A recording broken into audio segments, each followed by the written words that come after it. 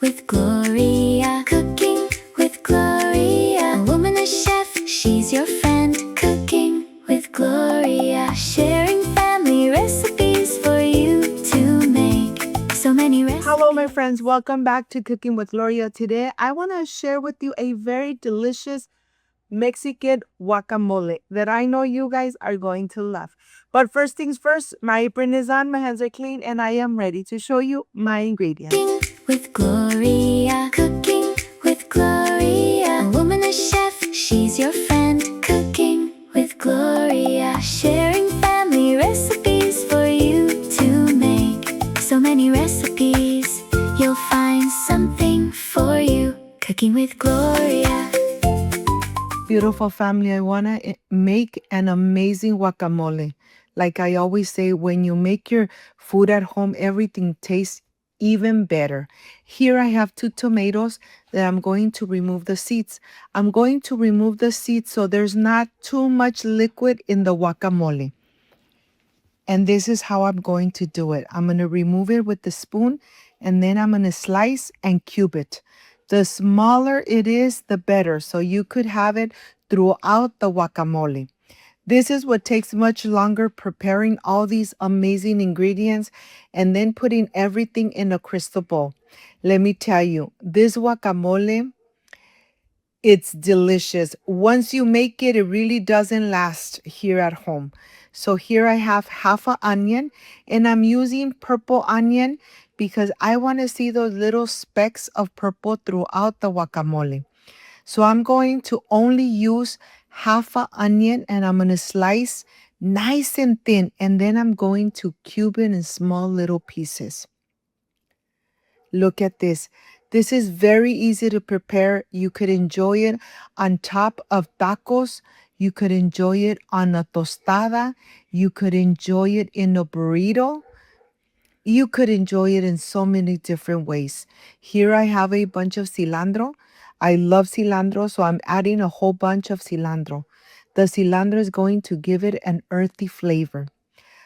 But the truth is that this guacamole goes with everything. And if you decide you don't want to add chile serrano because it's too spicy for you, you could add 1 chile jalapeno just to give it that little kick. But to tell you the truth, even by using 2 chile serranos, the guacamole was not spicy at all. It had a delicious flavor. Here I have my avocados, and I am going to slice, and these are organic avocados from my tree. I am completely blessed of having so many fruit trees and having delicious vines as the passion fruit and the dragon fruit. I'm telling you, my garden is small, but it has so much fruits and veggies. I love having them at home. And of course, the avocado is very expensive, but here at home, I am blessed. So here I am adding my avocados in the center of all these amazing ingredients. Remember to add enough lemons so the avocado doesn't get dark. It continues being nice and green. So my mouth is even watering. I can't wait to taste it. Taste it with chips, taste it with crackers. You decide. But here I want to show you from close up how beautiful all these colors look. Let me show you. Here you have the onion, the purple onion, the chile serrano, the cilantro or the coriander, the tomato, and the avocado. And of course, we're going to add 1 teaspoon of salt, 1 teaspoon of black pepper.